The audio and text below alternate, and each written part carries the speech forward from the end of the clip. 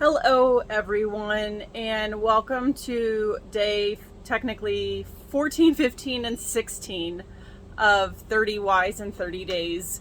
I am a little bit behind schedule. I'm aware of this. Life has been extremely crazy for me, and unfortunately, just finding time, a quiet place more or less to film these has been a struggle.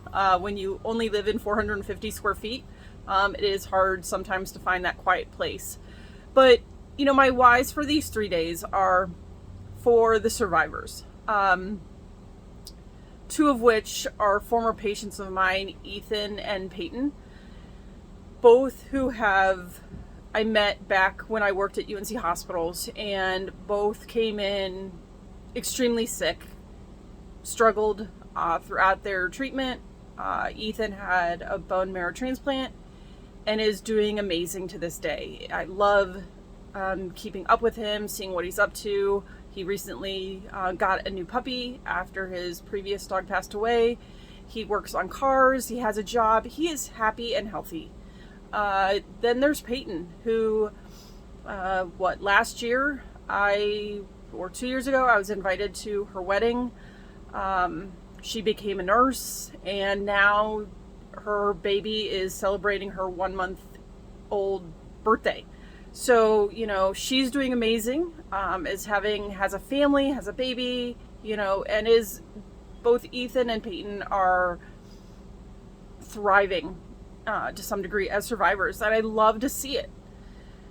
My third is for future survivors, because I want to make sure that they don't have to deal with the long-term effects that I deal with. I have multiple long-term effects, and it isn't always pleasant to deal with and go to the doctor and have the scan anxiety and things like that. And so I want to see all survivors thrive after a cancer diagnosis. I want to see them go on and have families and have jobs and be happy and healthy. That's the idea.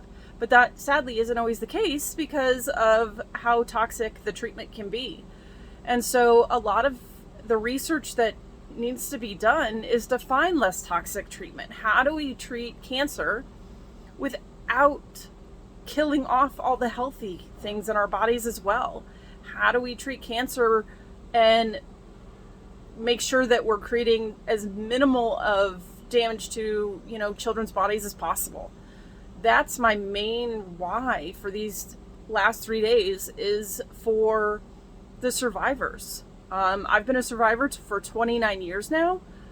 It's crazy to think that in January I'll be celebrating my 30th year as a survivor. If you know me, 30 is my favorite number, mainly because that's the day my birthday is, so I just am really excited about that. But I also, again, am constantly telling my story to legislators and helping guide future bills and laws, and talking about just, again, the fundraising.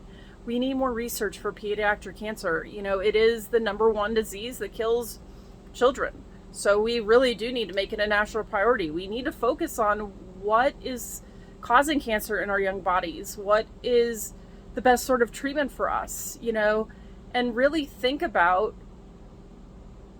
the long-term effects, not just the short-term outcome of getting rid of the cancer cells, but we need to start looking at the long-term effects and minimizing that damage.